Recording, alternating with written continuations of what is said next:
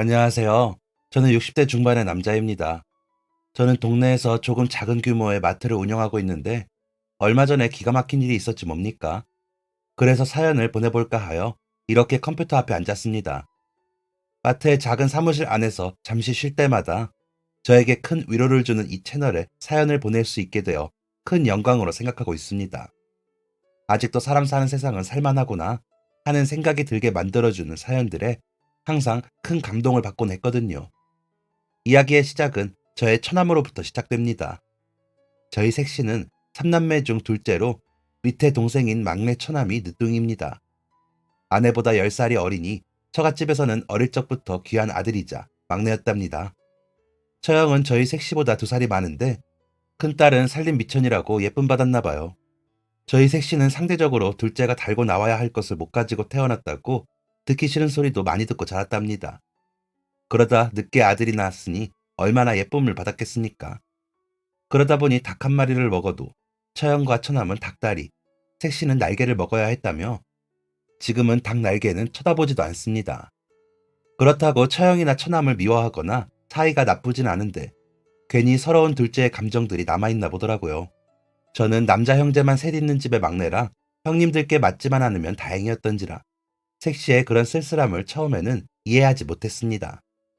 하지만 나중에 결혼 허락을 받겠다고 찾아간 처갓집에서 좀 이상한 점을 느끼게 되었죠. 정말 모든 부분에서 묘하게 저희 색시보다 처형과 처남의 의견대로 흘러가고 있더라고요.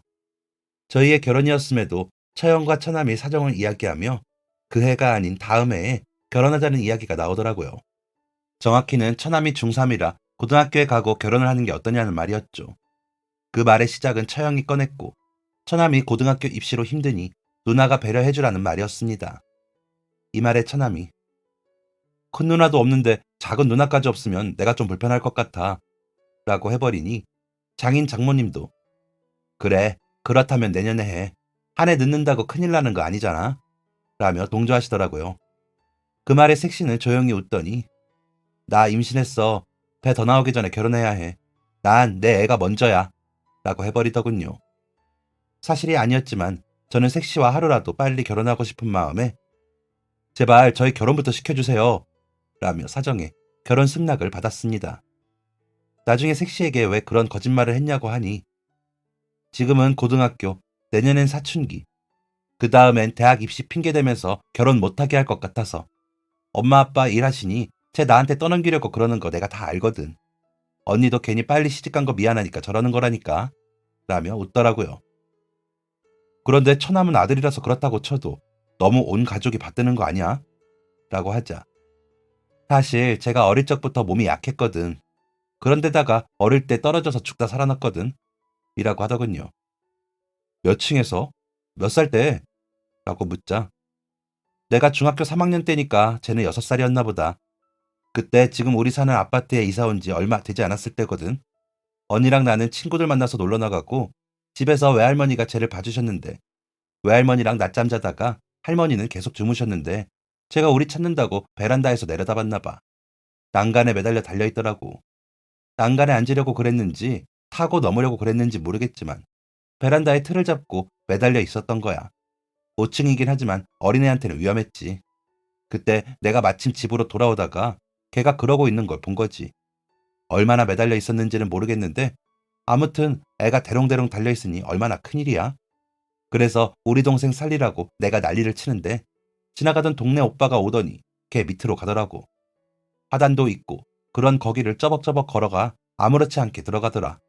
그 순간에 팔에 힘이 빠진 민호가 떨어지는데 그 오빠가 가서 잡더라고. 둘 다 다쳤을 것 같아서 달려가 보니 다행히 민호도 그 오빠도 크게 다치진 않았더라고. 그때 이후로 막내는 우리 집에서 왕이야 라며 웃더라고요. 안 그래도 귀한 아드님이 죽었다 살아났으니 부모님이 어떠시겠어. 그냥 다 오냐오냐 하시는 거지. 언니는 20대 초반에 사고 쳐서 시집가서는 괜히 더 저런다니까. 미안해서 그러지. 언니가 어릴 적부터 무용에 소질이 있어서 부모님이 공장 운영하시면서 엄청 뒷바라지 했거든. 그랬는데 학교까지 그만두고 시집을 갔으니 미안했겠지. 그래서 그런지 저렇게 부모님 기분 좋을 이야기만 해. 그런데 거기서 내가 가만히 있으면 계속 기다리라고 했겠지. 라면서는 씁쓸한 표정을 지었습니다. 그렇게 힘들게 결혼 허락을 받고 저희 집에 가서는 단번에 허락을 받고 나서 저희는 결혼을 했습니다. 다행인 건지 정말 아이가 식 올리기 전에 생겨 색시의 거짓말은 그렇게 묻히게 되었고요.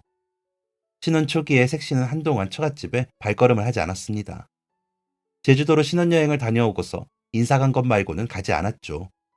저희 본가야 아들만 셋인 집에 제사까지 지내다 보니 자주 가 미안한 마음에 처갓집에 가자고 해도 나중에 라는 말만 남기고 색시는 친정에 가지 않았습니다.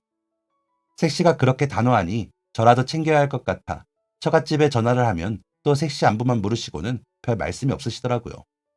아무리 그래도 자식이 결혼을 했으면 궁금하실 텐데 더 물으시지도 않고 민영이가 성격이 좀 그렇지 하고는 끝이더라고요. 그러다 입덧이 먹덧으로 온 색시가 장모님 음식이 먹고 싶은지 전화를 하더니 엄마, 나 김치 묵은 거랑 오징어채 무침 좀 해서 싸놔줘. 내가 내일 아침에 가지러 갈게. 라고 하더라고요. 갑자기 자려다 생뚱맞게 전화를 하기에 놀라서 보니 엄마가 한 묵은지랑 오징어채 무침이 먹고 싶어서 라고는 쓱 이불 속으로 들어가 자더라고요.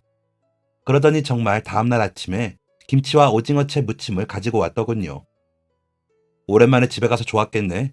라고 물으니 문 앞에서 이것만 가져왔는데? 라더니 김치를 썰고 오징어채 무침을 그릇에 옮기더라고요.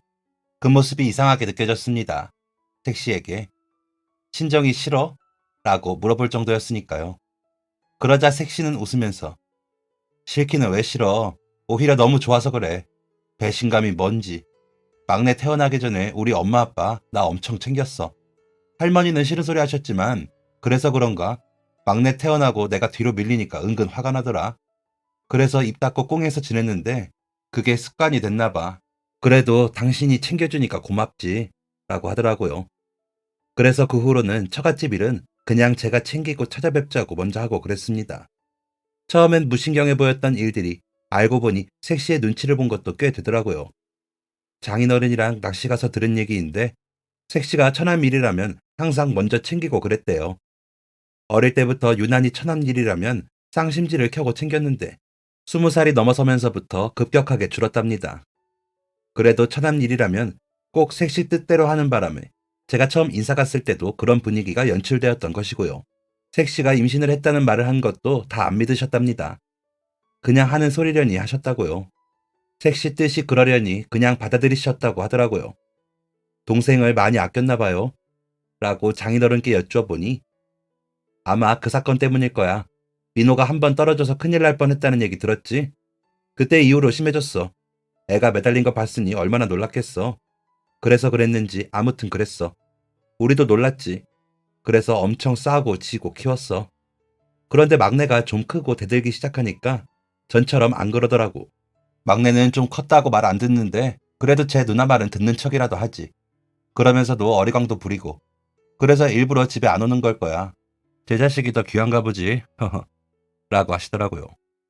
그제야 그렇구나 했습니다. 그러고는 저도 더 색시에게 처갓집 가자 하지 않고 제가 자고 싶을 때 가서 뵙고 오고 했습니다. 처남은 처음엔 저를 보지도 않고 아는 체도 하지 않더니 점점 마음을 열고 매형 농구할 줄 알아요? 라던가 매형 나 햄버거 먹고 싶은데 같이 갈래요? 하면서 다가오더라고요. 조카 같기도 하고 살갑게 대해주는 것도 귀엽고 해서 그럴 때마다 다 받아주었더니 점점 가까워졌습니다. 그런 제게 고마웠는지 색시가 먼저 술상을 보고 같이 한잔 하자고 하더라고요. 첫 아이 낳고 같이 술 마신 지가 언제였는지 기억도 안 났는데 그래주니 어찌나 감사한지 조금 과음을 했습니다. 그러면서 이런 얘기 저런 얘기 하다가 처남 사고 이야기가 나오게 되었죠. 그래서 얼마나 놀랐는지 이야기를 하던 색시가 그날 그 오빠 아니었으면 우리 민호 진짜 큰일 날 뻔했어. 진짜 평생 은혜 갚는다고 약속했는데 그날 이후로 사라졌어. 우리 아빠가 통닭 사준다고 하니까 그렇게 밝게 웃으며 좋아했는데 안 나타나더라. 집에도 아무도 없고 갑자기 없어졌어. 그 오빠 집이 되게 가난해서 옷차림이 허름한데도 동네 애들 다 쥐어잡았거든. 그런데 나쁘게 안 하고 오히려 애들을 다 구해줬어. 약간 영혼 같은 때가 있었어. 못되게 구는 애들은 혼내주고 힘없는 애들은 편들어주고 그런 오빠였거든. 진짜 볼품도 없고 어릴 때 소아마비인가 알아서 다리도 한쪽 절었는데 그렇게 쩔뚝이면서 동네를 주름잡았어. 가끔 혼난 애들이 엄마 끌고 나타나서 그 오빠한테 사기꾼, 도박꾼 자식놈이 어찌 귀한 내 자식한테 그러냐고 난리를 치는데도 눈 하나 깜짝 안 하면서 그런 놈보다 더 못된 짓 하는 아줌마 아들이나 교육 잘 시켜요 했다니까? 라며 웃더라고요. 그런 섹시의 모습을 보자니 약간 질투도 나고 궁금하기도 해. 그래서 그 오빠 좋아했어? 라고 물으니 더 크게 웃으면서 그 오빠는 그런 존재가 아니었어. 다리는 쩔뚝쩔뚝 절면서 무슨 생각이 나면 자기 뒷덜미를 탁 치면서 허허허 하면서 웃는데 진짜 이상했어. 나랑 1살 차이였는데 10살은 많아 보였다니까? 진짜 아저씨 같았어. 그런데도 나쁜 사람 아니니까 그냥 그런가 보다 했지. 민호를 구해주지 않았으면 그런 사람이 있었지 했을 거야. 그런데 민호가 매달려 있는 걸 내가 보고 누가 좀 도와달라고 소리소리를 지르는데 어른들도 나와서 보기만 하고 선뜻 달려들지를 못하더라. 그런데 그 오빠가 민호 밑으로 가더니 내가 받을게 괜찮아 하면서 팔을 벌리고 섰더라고. 다들 둘 다 다친다고 나오라고 그러는데도 꿈쩍도 안 하고 서 있더라고. 나도 뒤늦게 그 밑으로 달려가는데 팔에 힘이 빠진 민호가 떨어지는 걸 그 오빠가 받아서 감싸 안고 뒹굴고 있는 거야. 애가 놀라서 우는데 그 울음소리 들으니 살았구나 싶어서 눈물이 나더라고. 할머니는 그제야 놀라서 뛰어내려오시고 난리가 났는데 그 오빠가 민호를 안고 됐어 임마 울지 마 사내 자식이 그러더라고. 그러고는 옷 툴툴 털고 일어나는 걸 할머니가 붙들고 살해한다고 난리를 쳤는데 됐어요 하고 가버리더라고. 라고 하더니 색시는 눈물을 닦았습니다. 그리고 이야기를 이어가는데 연락받고 공장에서 헐레벌떡 돌아온 부모님이 그 오빠네 집에 가서 보니까 그 오빠 혼자 있더래. 그래서 부모님은 언제 오시냐 물었더니 안 들어오신 지 며칠 됐다면서 신경 쓰지 마세요. 당연히 구해야죠 라면서 뒷덜미를 탁탁탁 치면서 허허허 웃더래. 그래서 아빠가 그럼 다른 거 말고 너 좋아하는 밥 사줄 테니까 뭐 먹고 싶냐 물으셨는데 통닭 사달라 하더래. 그래서 저녁에 만나기로 하고 우리 온 가족이 가서 기다렸는데 안 나타났어. 다음날 아침에 집에 가보니까 집은 엉망진창이고 사람이 없더래. 그래서 며칠을 가보셨는데 사람들이 와서 짐 다 빼고 빈집이 되더니 다른 사람들이 이사 오더래. 그렇게 그 오빠는 소식도 없었어. 절뚝절뚝 탁탁탁 허허허 요란한 사람이었는데 그 오빠가 없으니까 아파트 단지가 조용한 것 같더라. 민호 때문에 더 신경이 쓰여서 그랬는지 모르겠는데 가끔 그 오빠 생각이 나. 은혜 갚아야 하는데 못 갚아서. 그래서 민호한테 엄청 신경 쓰면서 살았어. 그런데 나 아니어도 걔 신경 쓰는 사람이 너무 많더라고. 그러다 당신 만나서 결혼하고 우리 결이 태어나고 정신 없어지니까 친정은 신경 덜 쓰게 되더라고. 그래도 우리 엄마 아빠 언니 동생인데 왜 신경 안 쓰이겠어? 그런데 당신이 잘 챙겨주니까 마음 놓은 거지. 안 그러면 예전처럼 신경 쓰느라 아무것도 못해. 하며 웃었습니다. 집안의 은인이라는 그 오빠에게 고마운 마음이 들면서도 괜한 질투심도 들더라고요. 저를 만나기 전의 일이기는 하지만 제가 없던 시간 속에 색시가 그 오빠라는 사람과 애틋해진 것 같은 마음에 껄끄럽더라고요. 그래도 어쩌겠습니까? 색시가 무사하고 처남이 무사하면 됐다 해야죠. 색시는 이름도 불러본 적이 없어 이름도 모른다는데 찾을 수도 없고 답답한 노릇이었습니다. 색시가 찾고 싶어하니 찾아주고 싶긴 했거든요. 좋은 사람이잖아요. 그렇게 그날의 이야기는 저희 부부에게는 특별할 것이 없는 이야기로 지나갔습니다. 둘째가 태어나고 색시는 더 바빠졌고 저도 가장으로서 책임이 있으니 일에 더 열중해야 했거든요. 가끔 술 한잔 할 때는 각자 과거의 이야기보다 우리가 함께하는 이야기, 아이들 크는 이야기 하느라 다른 이야기를 할 겨를이 없기도 했고요. 그렇게 10년, 20년, 30년도 더 훨씬 지나고 저희는 어느새 중년이 되었고 아이들은 대학생이 되고 고등학생이 되었습니다. 어리기만 했던 막내 처남도 이제는 같이 늙어가는 처지가 되었고요. 얼마 전에 승진했다면서 매형 승진턱 쏠 테니까 시간만 비워주세요 라며 제법 아저씨같이 웃기도 하더라고요. 처형과 손윗동서는 재작년인가 3년의 별거 끝에 이혼을 하시고 처형은 아이들과 처갓집에서 지내고 있습니다. 이혼할 때도 전 재산을 다 받고 이혼을 하셨다는데 장인 장모님 공장에 나가면서 아이들 키우시더라고요. 조카들은 대학 다 졸업하고 취업 준비 중인데 잘 안 되는지 한동안 얼굴 보기가 힘들더군요. 그렇게 딱히 모나지도 않고 딱히 크게 잘 되지도 않고 그렇게 저렇게 살고 있는 중이었습니다. 저는 결혼 후 회사를 그만두고 시작한 슈퍼마켓이 제법 규모를 키우게 되어 동네의 작은 마트로 키워나가며 사느라 정신이 없었죠. 대기업 브랜드 마트들이 우후죽순 생겨나는 요즘에 제가 이렇게 버티며 유지하고 규모를 키우며 장사를 할 수 있었던 것에는 우리 색시의 공이 컸습니다. 아이들 학원비 줄여보겠다고 직접 다 가르치면서 아침, 점심, 저녁 삼시세끼 다 싸서 배달해주고 마트 청소도 도맡아 할 정도로 열심히 해줬거든요. 저는 직원들하고 하면 된다고 하지 말라고 했지만 택시는 그게 다 돈이야. 인건비는 돈 아니야? 그럴 바에는 있는 사람들이나 더 챙겨줄 생각하고 최대한 아껴 라며 고생을 해주었습니다. 항상 웃으며 다 잘 된다며 말해주는 색시 덕분에 힘들 때도 기 안 죽고 더 열심히 일할 수 있었고요. 정말 어쩌다 색시 같은 사람과 결혼할 수 있었는지 감개무량할 따름이죠. 당차게 빛나던 그 눈빛은 그대로인데 나이만 든 요즘 여전히 아름다운 색시가 더 행복할 수 있다면 저는 뭐든 할 수 있을 것 같습니다. 저희 어머님이 아들 셋을 낳았는데 그중 막내가 제일 천치다 라고 하실 정도로 색시 말만 듣는데 그것만으로는 부족하다는 생각이 들어 뭘 더 해줄까 하고 있었습니다.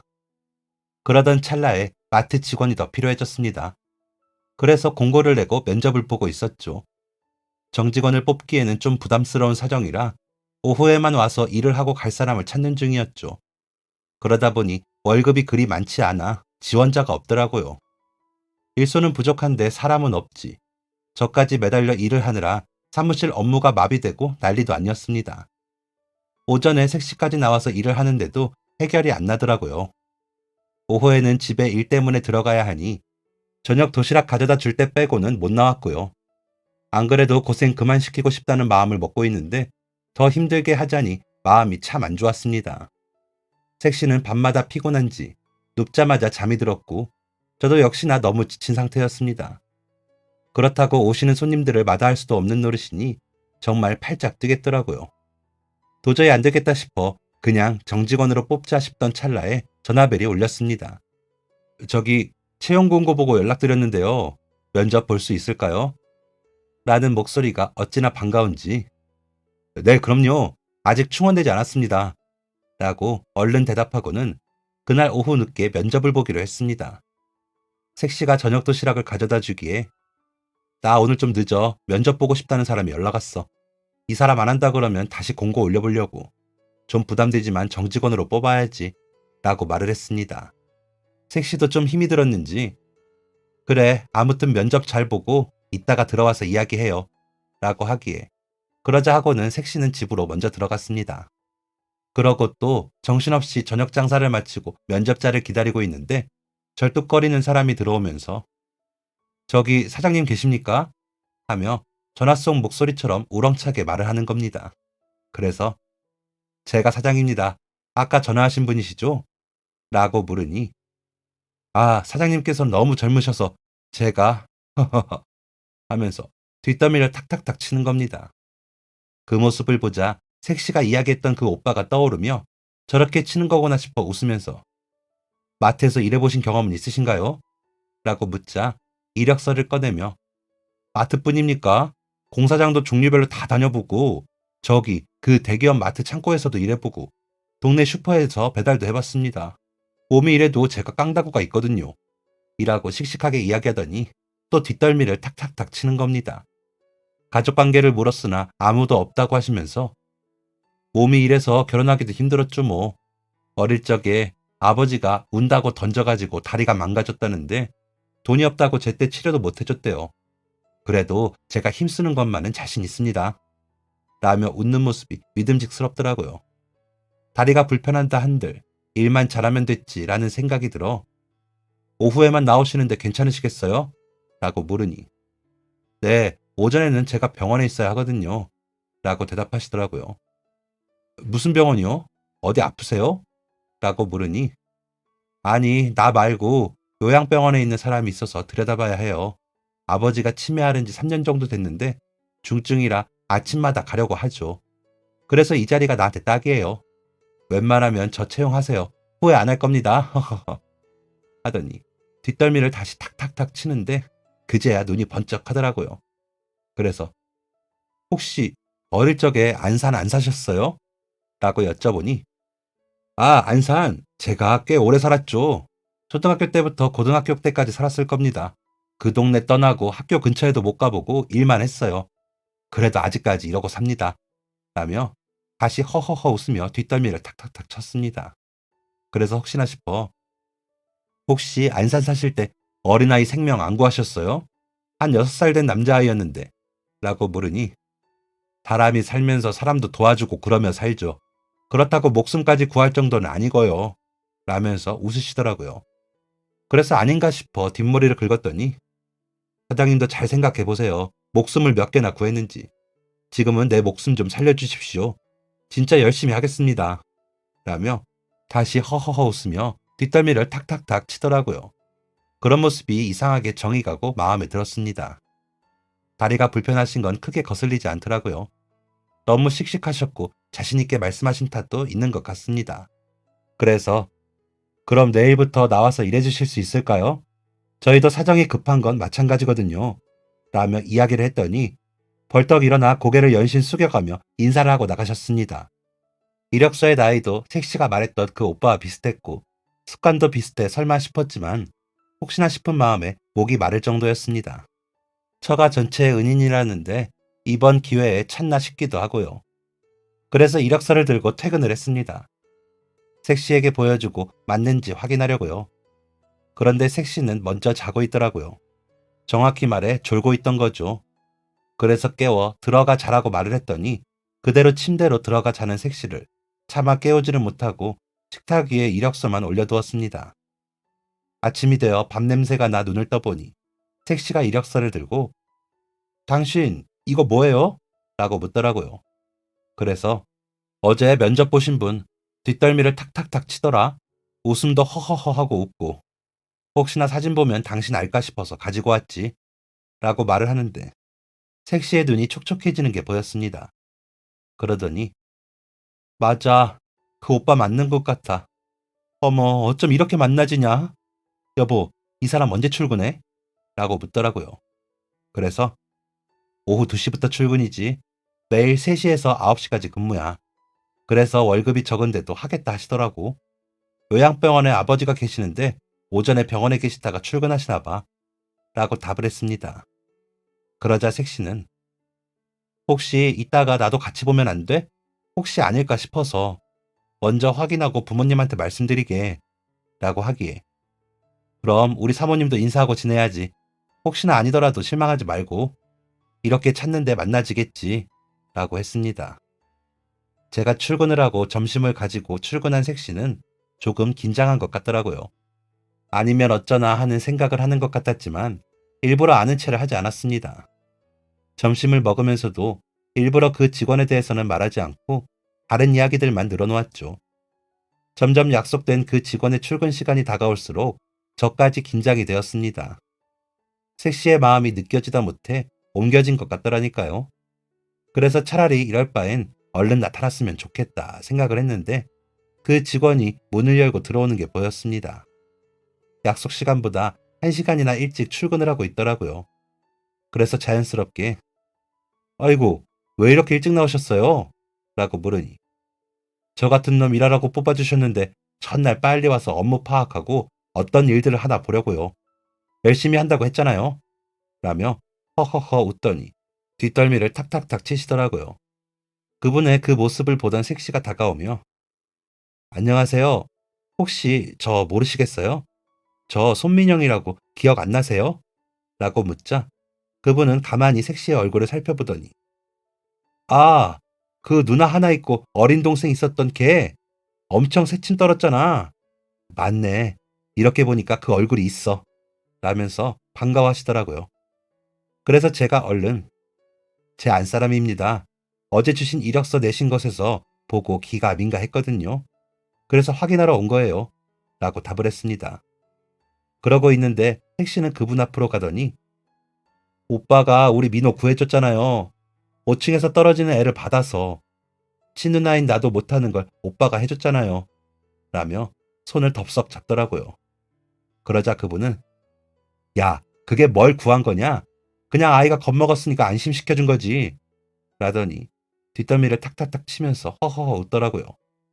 택시는 그런 그분에게 그때 우리 아빠가 통닭 사준다고 나오라 그랬는데 왜 안 나오고 사라졌어요?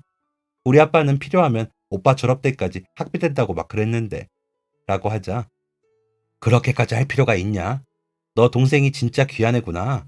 너도 아는지 모르겠지만 우리 아버지가 동네에서도 소문난 사기꾼의 도박꾼 아니었냐?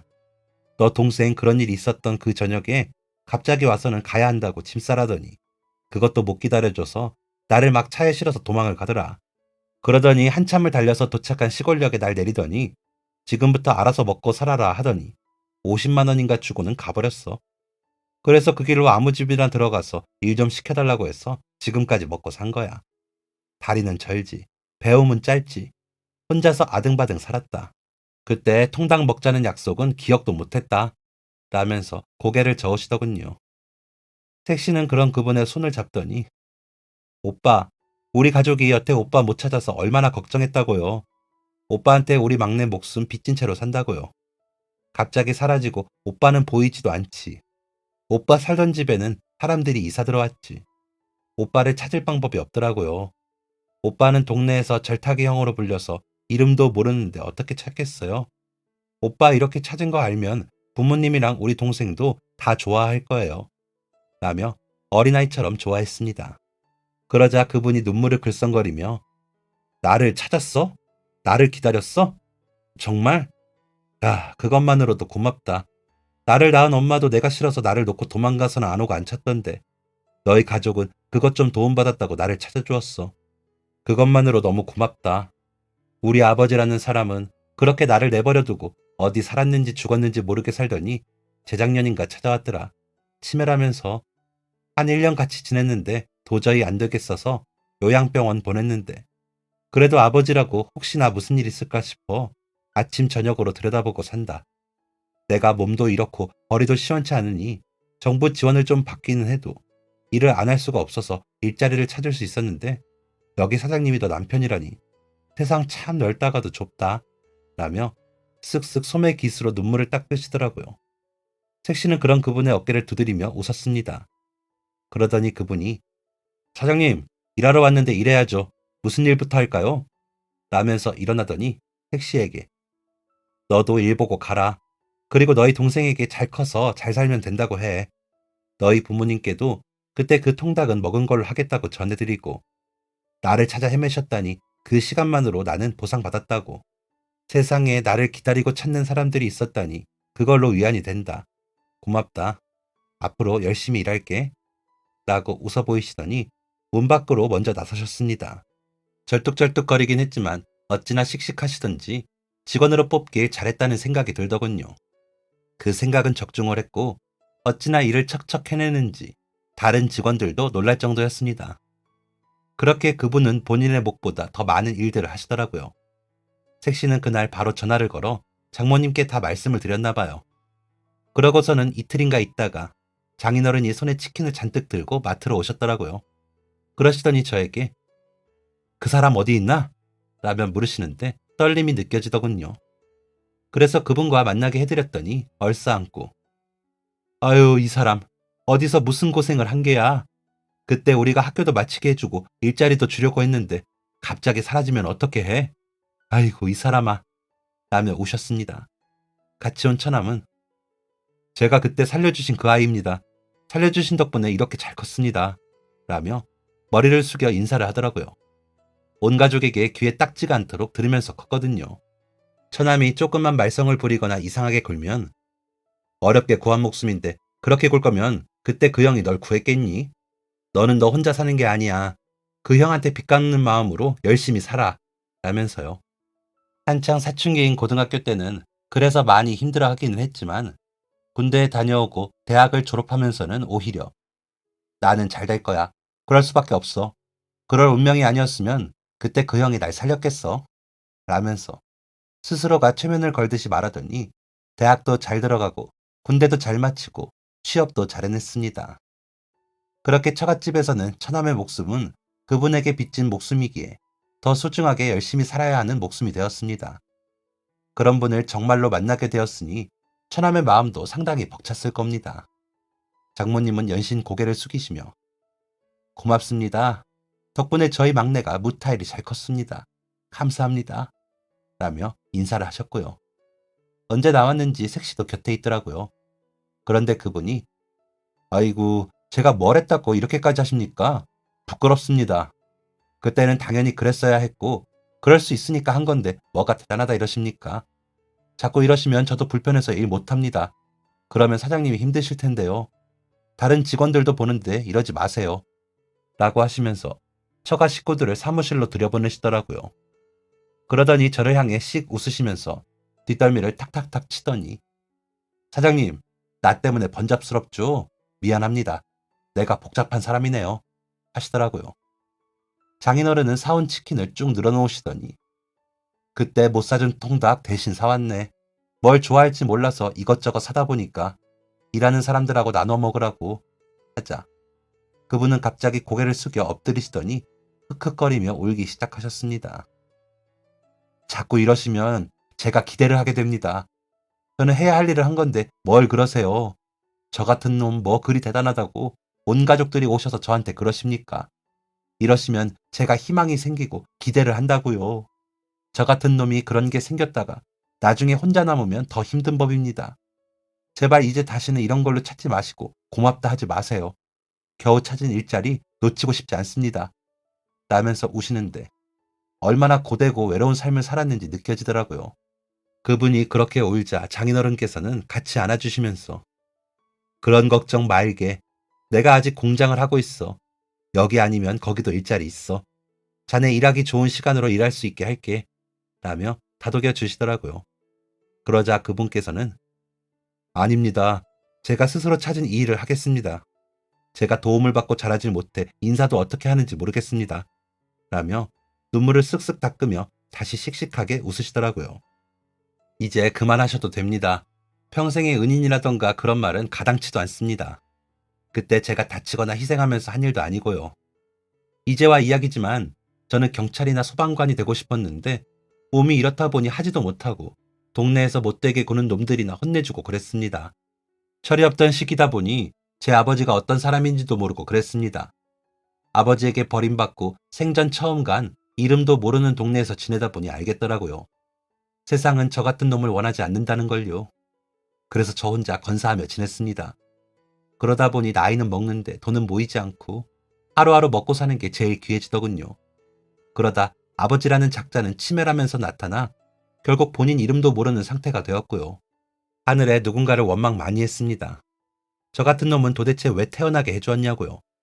정말 돈을 벌고 싶은데 아무도 일을 안 시켜주고 당장에 쌀도 다 떨어져 가는데 어쩌나 싶었는데 사장님을 만난 겁니다. 너무 감사했는데 이렇게 저와 인연이 있는 분들까지 만나니 좋긴 하지만 이 정도면 됐습니다. 저 같은 놈이 비빌 언덕이 생기면 어디까지 원하게 될지 저도 모릅니다. 그렇게 무너지고 싶지 않습니다. 그냥 지금 하게 된 일 잘하고 살던 대로 살고 싶습니다. 라고 하시더니 고개를 숙이고 인사를 하더니 일하러 나가시더라고요. 장인어른은 그래, 저 사람 말이 하나도 틀린 게 없다. 우리 감정만 앞세워서 저 사람을 곤란하게 하면 안 되지. 오늘은 이 정도 하고 가자. 앞으로 우리가 도울 날이 있겠지. 감사한 마음은 잊지 말고 가자. 하시더니 처남과 장모님을 모시고 가셨습니다. 그리고 사무실로 들어서니 색시가 일하시는 분들 드시라고 접시에 치킨을 골고루 나누어 담고 있었습니다. 곁에가 같이 담고는 나가서 직원들에게 사무실 가셔서 치킨 좀 들어요. 여기는 내가 일단 볼 테니까 급한 건 내가 하고 한가할 때 먹고 나와요. 라고 하자 다들 신나하며 치킨을 먹으러 가더라고요. 그분도 웃으면서 사람들 사이에 섞여 사무실로 향하시고요. 그런 그분을 보는데 어떻게 저렇게 좋은 분이 그렇게 고생을 하셨을까 싶어 저까지 속이 상하더라고요. 색시도 이런저런 생각이 많아 보였습니다. 가끔 생각난다던 은인을 앞에 두고도 무언가 하지 못하니 마음 같지 않은 현실에 고민이 많아 보이더라고요. 하지만 본인이 원하지를 않으시니 뭘 할 수도 없었습니다. 그러다 그때처럼 갑자기 사라지기라도 하시면 정말 큰일이고요. 그런데 오래 지나지 않아 처갓집 식구들은 은혜를 갚을 수 있었습니다. 어느 날 출근을 하지 않는 그분을 기다리고 있는데 그분께서 아버지가 돌아가셔서 출근을 못할 것 같습니다. 오늘 내로 장례 끝내고 내일은 출근할게요. 라고 하시더라고요. 저는 알겠다고 하고 바로 색시에게 전달을 했습니다. 색시는 처갓집에 알렸고 색시를 포함한 처가 식구들이 그분 아버님 장례식장으로 가 함께 장례를 치를 수 있도록 하셨습니다. 저희 장인어른이 공장을 쉬시는 날이 거의 없으신데 그날은 열일 제쳐놓고 가셨더라고요. 처남은 휴가까지 써가며 갔고요. 저는 당연히 3일장을 치르시는 걸로 알고 그에 맞는 준비를 했습니다. 그리고 원하신다면 정직원으로 모셔야겠다는 생각을 했습니다. 그분 덕인 건지 손님이 더 늘어 그만큼은 할 수 있겠더라고요. 아니나 다를까 장인어른께서 여기라도 우리가 맡아서 해줄 수 있게 해주게나. 아무리 원망스러운 부모라도 아버지인데 그렇게 보내드리면 되나? 라고 하시고는 장례를 잘 치러드렸다 하더라고요. 저는 마트 일이 있어 잠깐씩 들렀다가 왔는데 온 가족이 거기서 자리를 지키며 일을 하는데 누가 보면 친척인 줄 알겠더라고요. 그분은 웃긴 하셨지만 기운이 없으셨고요. 아무리 원망스럽다고 하나 세상에 하나밖에 없는 혈육이다 보니 마음이 많이 허전하셨겠죠. 발이 날 때는 제대로 서지도 못하고 우셨다 하더라고요. 이럴 거면 좀 제대로 살지. 왜 그랬어? 라며 소리도 치시더래요. 그런 그분을 온 가족이 위로하고 같이 슬퍼하면서 장례는 마무리가 되었답니다. 장지는 근처에 공동묘지로 정하고 모셨는데 한참을 보면서 못 일어나시더래요. 그러시더니 처가 식구들께 너무 감사합니다. 제가 친척도 없이 살아서 안 도와주셨으면 장례를 어떻게 치렀을지 모르겠네요. 덕분에 잘 치렀습니다. 라고 인사를 하시니 장인어른께서 우리 이렇게 지내세 너무 가까이도 말고 너무 은혜 갚는다라고도 말고 그저 먼 친척처럼 우리가 도울 일 있으면 돕고 싶네. 아무리 갚는다 한들 우리 아들의 살아있는 목숨만 하겠나? 그러니까 부담 느끼지 말고 자네는 자네대로 잘 살아. 우리는 그렇게 알고 살다가 이렇게 가족들 손이 필요할 때 달려올게 라고 하셨다고 하더라고요. 그러자 그분은 눈물을 펑펑 쏟으며 우셨답니다. 그렇게 다시 출근한 그분은 전보다 더 열심히 일하셨습니다. 그래서 당당하게 정직원 제의를 했죠. 이제 병원 안 다니시니 정직원 하실 수 있지 않으세요? 라고 여쭤보니 어휴 감사합니다. 그렇게 해주시면 저야 너무 감사하죠. 하시더라고요. 그렇게 한 5년 같이 일을 하고 이제 그분은 제게 형님으로 불리십니다. 형님은 지금도 어찌나 일을 잘하시는지 온 직원이 무슨 일이 있으면 형님부터 찾을 정도니까요. 덕분에 제가 일이 훨씬 수월해졌습니다. 감사한 일이죠. 코로나로 배달도 많고 마트의 수익이 좀 더 떨어질 때도 형님은 걱정 마십시오 사장님. 내가 다니면서 우리 마트 얘기만 하게 할 테니까 라더니 채소나 과일을 떨이로 막 파시더라고요. 그게 소문이 나 매출이 다시 오르고 대기업 마트 홍수 속에서도 저희 마트는 살아남고 있습니다. 알고 보니 전에 청가시장에서 일해본 경험이 있으신데 다 시들어 버리는 것보다 제 값이라도 받고 파는 게 낫다면서 그렇게 하시더라고요. 그러더니 채소 사러 왔던 손님들이 다른 것까지 같이 사시면서 매출로 연결이 되었죠. 팔불출인 저는 이것도 저희 색시 덕분이라고 생각합니다. 색시에게 이런 인연이 없었고 감사함을 잊고 살았다면 제가 마트를 지키지 못했을 것 같거든요. 이래서 아내 말을 잘 들으라고 하나 봅니다. 형님은 명절에 저희 처갓집으로 가셔서 같이 지내는 사이이기도 합니다. 그렇게 정말 친척처럼 지내고 있습니다. 삼남매가 합심하여 형님과 어린 시절 이야기를 하면 혼자서 못 알아들을 때도 있지만 몇 번을 들어도 재미가 있습니다. 형님이 사고도 많이 치셨더라고요. 저희 처가 이야기 어떠셨나요? 저는 처가 이야기를 생각하면 사람 사는 거 참 별거 없다는 생각을 합니다. 서로 돕고 사는 게 최고인 것 같기도 하고요. 저도 그래서 도울 수 있으면 돕고 살자 싶습니다. 여러분들도 그러셨으면 좋겠습니다. 다들 즐겁게 여유 있는 마음으로 도우며 사는 삶이 되길 바라겠습니다. 지금까지 사연 들어주셔서 감사합니다. 사연이 재밌으셨다면 구독과 좋아요를 눌러주세요. 감사합니다. 안녕히 계세요.